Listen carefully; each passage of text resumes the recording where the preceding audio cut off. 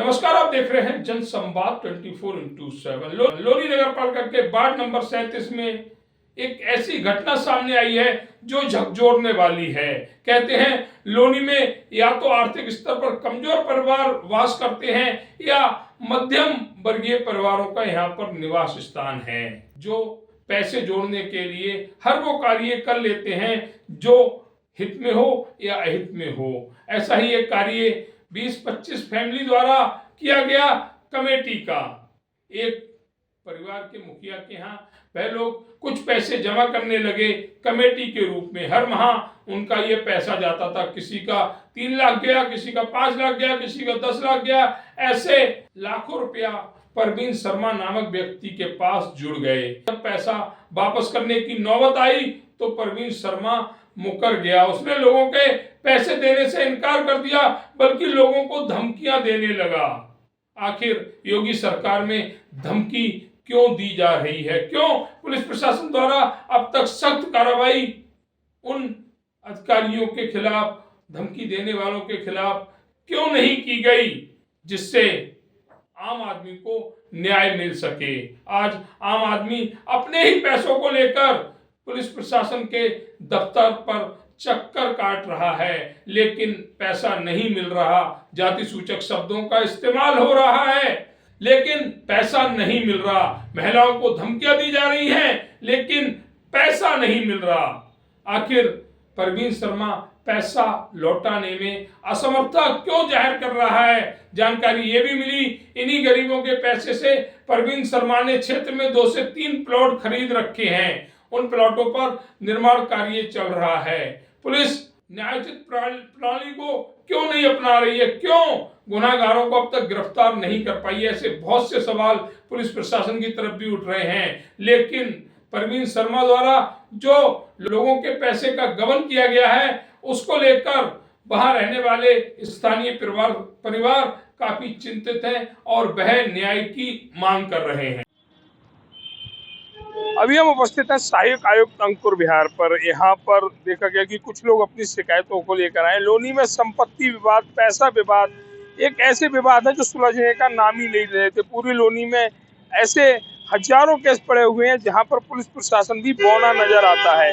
पैसे के मामले में पुलिस प्रशासन पड़ता नहीं है, वही हिसाब संपत्ति विवाद का है। तो आज जो लोग आए हुए हैं, शिकायत लेकर आए हैं, पूरा प्रकरण क्या है हम उनसे जानकारी लेंगे और जानेंगे कि इसमें इनकी क्या मदद हो सकती है। हमारे साथ एक भाई जुड़े हुए हैं। आपका नाम क्या है? मेरा नाम सर अजय सिंह।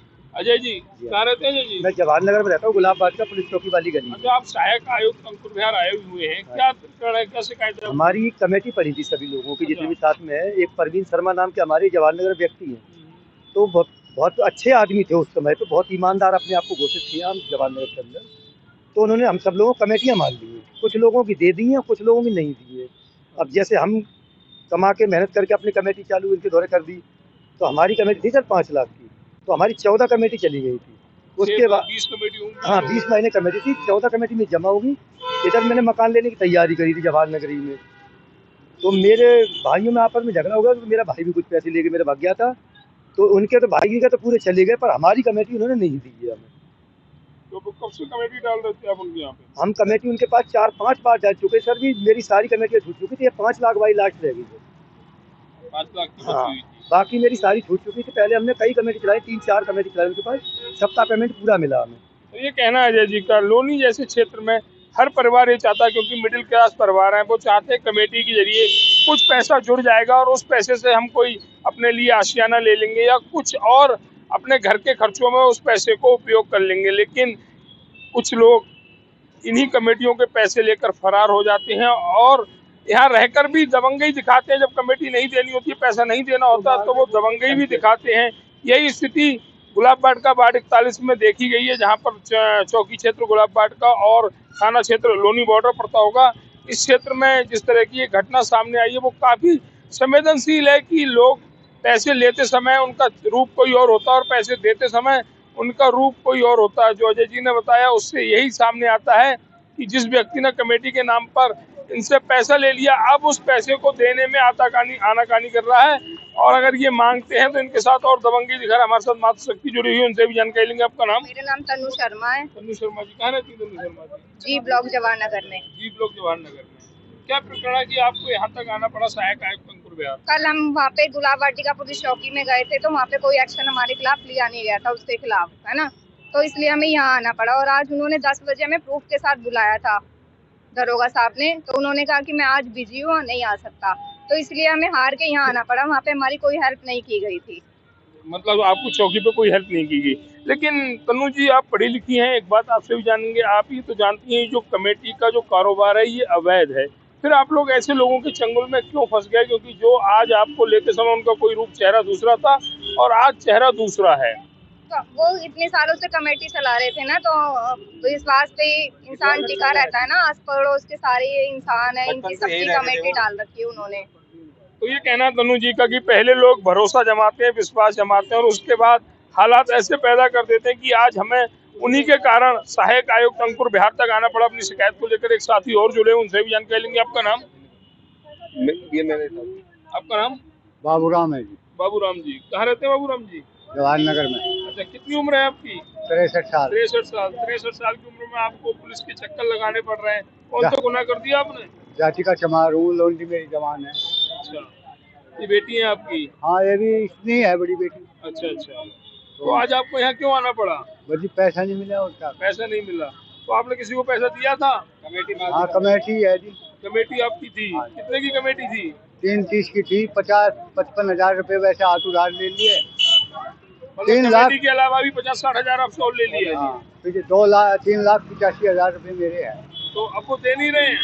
दे कहानी मारने तक की धमकी दे रहा है। जाति का मारने की धमकी दे रहे हैं? एक जाति का चमार होते हुए। तो आपने शिकायत की? हाँ जी, लिख रखा, सब कुछ लिखा है। लिखित में शिकायत आपने दी है, तो क्या साहब ने क्या आश्वासन दिया आपको? आप उसने बाबू ने कहा कहना ठीक है अंकल जी, सोचेंगे इसके बारे में। अच्छा, सोचेंगे, कार्रवाई नहीं करेंगे, सोचेंगे अभी? बताओ जी, जो उन्होंने कहा। तो ये कहना है चाचा जी का, जो बाबूराम जी अपना नाम बता रहे हैं, कि यहाँ पर जहाँ पर न्याय के लिए आए, इसी उससे आए कि पैसा मिल जाएगा, लेकिन यहाँ भी ये कहा जा रहा है कि अभी हम सोचेंगे। न्याय के लिए आए हैं, लेकिन न्याय के लिए पुलिस प्रशासन को भी अगर सोचना पड़ता है तो कहीं ना कहीं कमजोर है पुलिस प्रशासन, जिसकी वानगी खुद अपनी जुबान से पुलिस प्रशासन बाबूजी से कह रहा है कि अभी हम सोचेंगे। हमारे साथ और भी लोग यहाँ पर जुड़े हुए हैं और मेरे आइडिया से सभी लोग कमेटी को ही लेकर यहाँ पर आए हुए हैं। मैम, आपका नाम? श्वेता। श्वेता जी। कहाँ रहते हैं श्वेता जी? यही एच ब्लॉक में। अच्छा, एक ही गली मोहल्ले के ही ये हम। सारे एक ही गली मोहल्ले के? जो कमेटी लेके भागे वो भी सेम गली मोहल्ले के थे। अब आप लगा लीजिए, मेरी मतलब मम्मी पापा पेरेंट ना 60 ईयर्स 65 के है, मैं हम 2 बहन है। कमेटी के पैसे ले लिए, ऊपर से डरा रहे धमका रहे भाई कि ये कर देंगे वो कर देंगे, और क्या बोलते हैं मैं फांसी खा लूंगा, तुम्हारा नाम लगा दूंगा। मतलब सेम सर 2 घर छोड़ के रहते हैं। मतलब आपसे पैसा भी आपका गया, पैसा भी और आरोप भी आपको ही झेलने पड़ रहे हैं। बिल्कुल। ऊपर से जो हमारे यहाँ का गुलाब वाटिका पुलिस चौकी है, ये अंकल मेरी मम्मी 2-4 महीने पहले गए, वहाँ के दरोगा ने और उल्टा इनको डरा धमका के भगा दिया। इनका ही उत्पीड़न शुरू कर दिया, इनका पैसा ही देने के बाद सेम। इनका ही उत्पीड़न। इस बार कल रात को गए थे सब लोग, 2-3 घंटे वहाँ पे बैठे रहे, उनका वेट करा। उन्होंने कहा आज सुबह 10 बजे आना। जो मुख्य आरोपी है वो तो अपना निकल गया, ठीक है, कुछ भी बहाना बना के 10 बजे, ठीक है। और हम लोगों को फिर वहाँ पे इतनी देर तक खड़ा करके रखा, आप कल आना, शाम को आना। सर हम ड्यूटी वाले हैं, आज की छुट्टी ली है, कल दोबारा कैसे छुट्टी लेंगे? सब हम यहाँ पे नौकरी करने वाले, कोई कितनी छुट्टी लेगा? तो ये कहना है मैम का कि सारे मिडिल क्लास परिवार हैं जो यहाँ पर उपस्थित हुए हैं, सारे नौकरी पेशा हैं, प्राइवेट नौकरियां हैं, आखिर हम कब तक छुट्टी लेंगे? हमारे न्याय की मांग है कि जो हमारा पैसा परवीन शर्मा नामक व्यक्ति के पास है वो पैसा वापस दिलवाया जाए, जिससे कि हम उस पैसे का उपयोग कर सकें, जिसकी जो जरूरत है उन जरूरतों को पूरा कर सकें। क्या ये संभव हो पाएगा? क्या पुलिस प्रशासन इन सभी परिवारों को न्याय दिला पाएगा? ये तो आने वाले समय की बात है, लेकिन एक व्यक्ति के कारण ये सारे परिवार आज काफी परेशानी में है, जिनके चलते इन्हें पुलिस प्रशासन के चक्कर लगाने पड़ रहे हैं और वहां पर भी जवाब मिल रहा है कि सोचेंगे। हमारे साथ कुछ परिवार और जुड़े हुए हैं, उनका कहना है कि परवीन शर्मा नामक व्यक्ति, जिसने हमारे पैसे लिए हैं कमेटी के नाम पर, हमको जान से मारने की धमकी भी दे रहा है। पूरा प्रकरण क्या है, हम जो मातृशक्ति हमारे साथ जुड़ी उनसे जानकारी लेंगे। मैम, आपका नाम? अमिता शर्मा। अमिता शर्मा जी।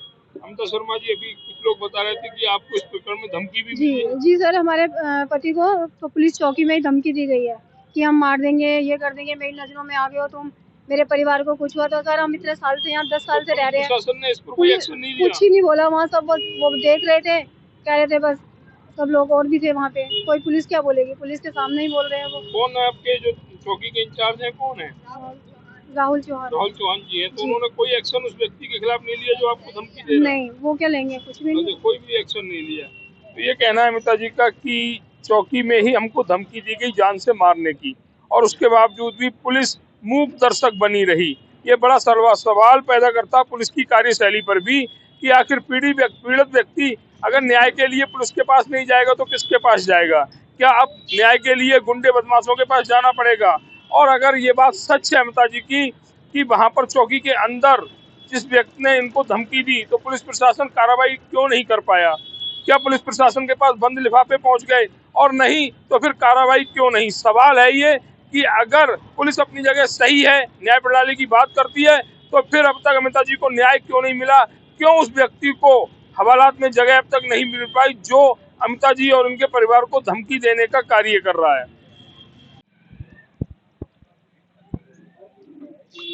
अभी हम पहुंचे हुए हैं लोनी नगर पालिका के वार्ड नंबर 37 में। वार्ड नंबर 37 के कुछ परिवार द्वारा एक व्यक्ति पर आरोप लगाए जा रहे हैं। आरोप है कि वह व्यक्ति कमेटी डालता था और समय आने पर कमेटी के पैसे जिन्होंने कमेटी डाली थी उनको नहीं मिले, बल्कि उन पैसों से संपत्ति की खरीद फरोख्त की गई। जो देखा जा रहा है ये एक 60 गज का प्लॉट है। जो आरोप लगाने वालों का कहना है ये संपत्ति जो खरीदी गई है वो हमारे पैसों से खरीदी गई है।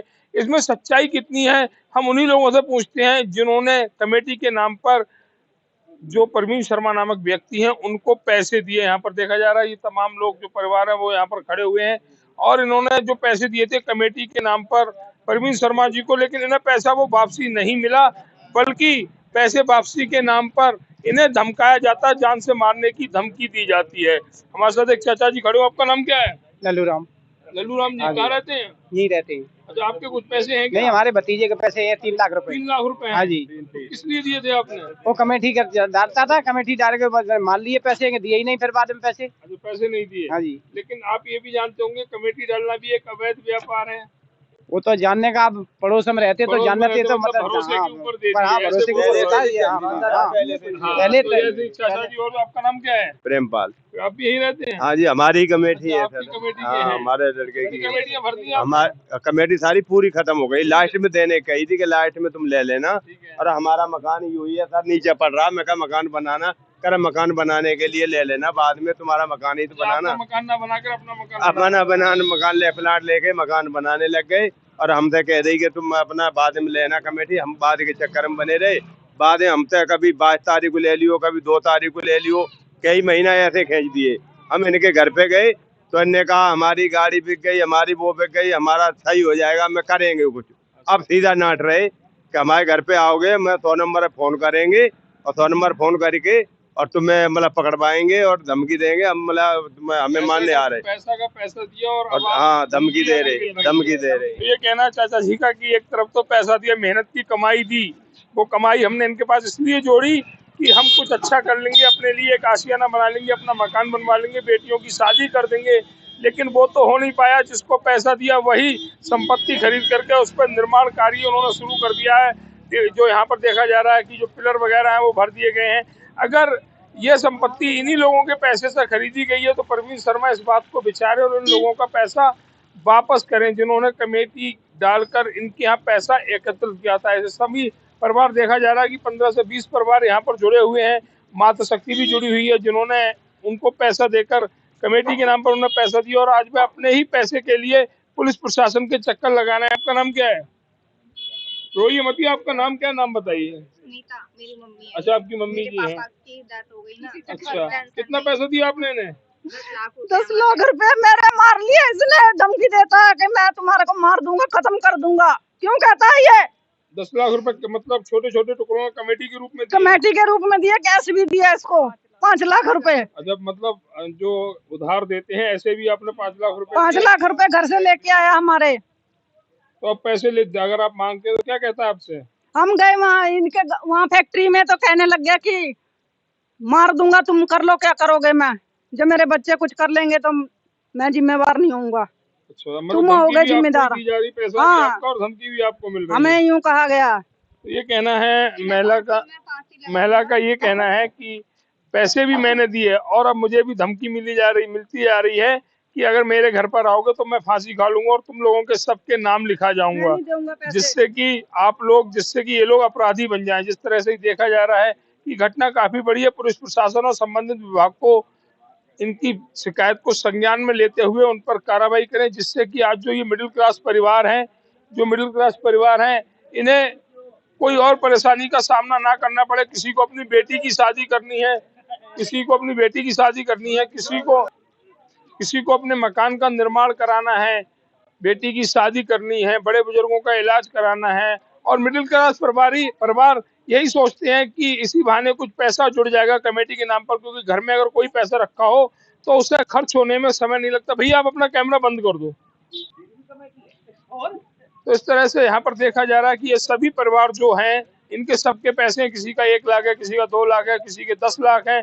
इस तरह से एक बड़ी रकम इकट्ठी करते हुए परवीन शर्मा जी ने जो आज संपत्ति खरीद के उसका निर्माण कर रहे हैं, विचार करना चाहिए। ब्राह्मण समाज से आते हैं, देखें उन बेटियों की तरफ जिनकी साल 2 साल बाद शादियां होनी है।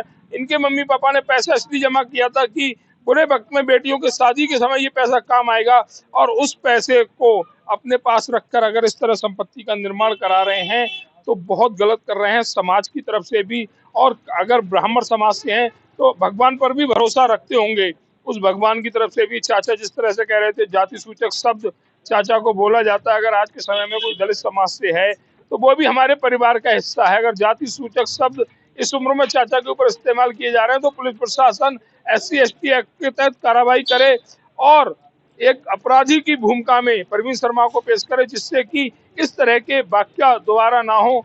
जो व्यक्ति हमारे दलित समाज के हैं, वह व्यक्तियों के अपनी सोच में उन्हें ये ना मजबूर होना पड़े सोचने के लिए क्या हम हिंदुस्तान में नहीं रहते, क्या हम परिवार के एक समाज का हिस्सा नहीं है। ऐसे लोगों के खिलाफ हर हालत में सख्त से सख्त कानूनी कार्रवाई हो, जो इस तरह का कार्य क्षेत्र के माहौल को खराब करने के लिए कर रहे हैं।